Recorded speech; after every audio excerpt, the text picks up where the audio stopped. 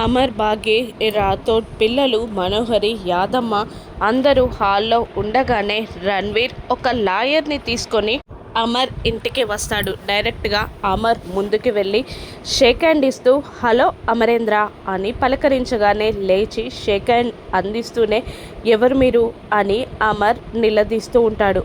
అప్పుడు నేను కోల్కత్తాలో ఉంటాను అని రణ్వీర్ పరిచయం చేసుకుంటూ ఉంటాడు. ఇప్పుడు వీడెందుకు వచ్చాడా అని బాగి మనసులో టెన్షన్ పడుతూనే ఉంటుంది.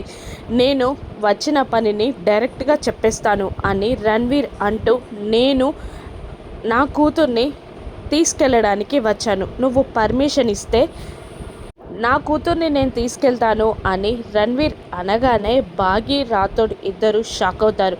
నీ కూతురు నా దగ్గరుందా అని అమర్ రణ్వీర్ని అడుగుతుండగా అవునమర్, నా కూతురు నీ దగ్గరే ఉంది అని రణ్వీర్ చెప్పగా ఎవరు అంటాడు అమర్.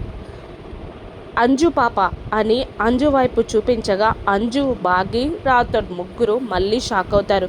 బాగి చాలా టెన్షన్ పడుతూ ఉంటుంది.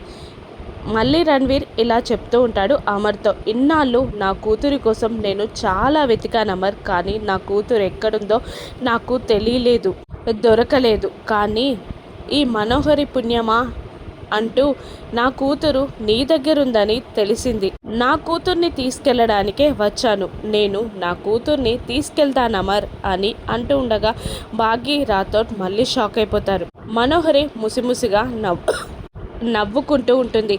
అమర్ అంజు వైపు, రణ్వీర్ వైపు మార్చి మార్చి చూస్తుంటాడు. అంజు రణ్వీర్ తనని ఎక్కడ తీసుకెళ్ళిపోతాడో, బాగి, అమర్లకి, పిల్లలకి తనని ఎక్కడ దూరం చేస్తాడో అని షాక్లో ఉండిపోతుంది.